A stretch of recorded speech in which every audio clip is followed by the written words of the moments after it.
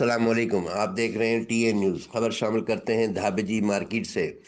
P D M کے مرکزی secretary اطلاعات سابق سینیٹر حافظ حمد اللہ نے جامعۃ اشاعت القرآن دھابے جی میں میڈیا سے بات کرتے ہوئے کہا ہے کہ سینیٹ میں پی ڈی ایم اتفاق رائے سے اپنے نمائندے لائے گی۔ سندھ میں پیپلز پارٹی کی اکثریتی بنا پر اور پنجاب میں نون لیگ کی اکثریتی بنا پر، جبکہ دیگر دو صوبوں میں جمعیت علماء اسلام اور دیگر اتحادیہ اپنے فیصلوں کی تائیدی مرکز پی ڈی ایم کرے گی۔ جو کہ ہمارے نمبرز کم ہیں، تاہم متفقہ اتحاد سے ہی حکومت اور اس کے اتحادیوں پر سینیٹ میں حاوی رہیں گے۔ ان کا کہنا تھا کہ لانگ مارچ اپنے وقت پر بھرپور طریقے سے ہوگا، جس کی تیاری مکمل ہے۔ اگر اس سے قبل حکومت گئی تو پھر ایک الگ بات ہوگی۔ حافظ عبداللہ کا کہنا تھا کہ مدارس عربیہ اور ان کا اتحاد وفاق التنظیم المدارس دینیہ پہلے ہی 5 وفاق سے موجود ہے، تاہم حکومت اس متاثر کرنے کے لیے ایک ایسا اتحاد سامنے لائی جس کی حیثیت اور کردار مشکوک ہے۔ اس سے قبل بھی ماڈل مدارس کی شکل سامنے آئی جو ناکام ہو گئی۔ اب صرف کاروبار کی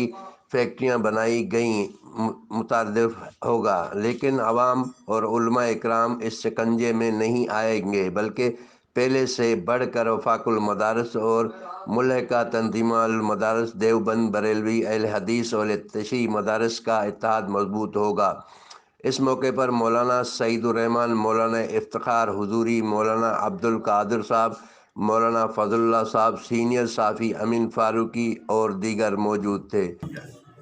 پنجاب میں مثلا اکثریت مسلم لیگ نون کا ہے، پیپلز پارٹی کے وہاں 6-7 امتیاز ان کا ایک دوسرے کو پیدا پہنچا، تو جہاں جہاں پی ڈی ایم کی جماعتوں کا ایک دوسرے کو پیدا پہنچتا ہے وہاں امیدوار متفقہ ہونا چاہیے۔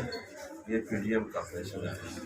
کیمرہ مین ٹیم کے ساتھ شاہد سموں، ٹی این نیوز، دھابے جی۔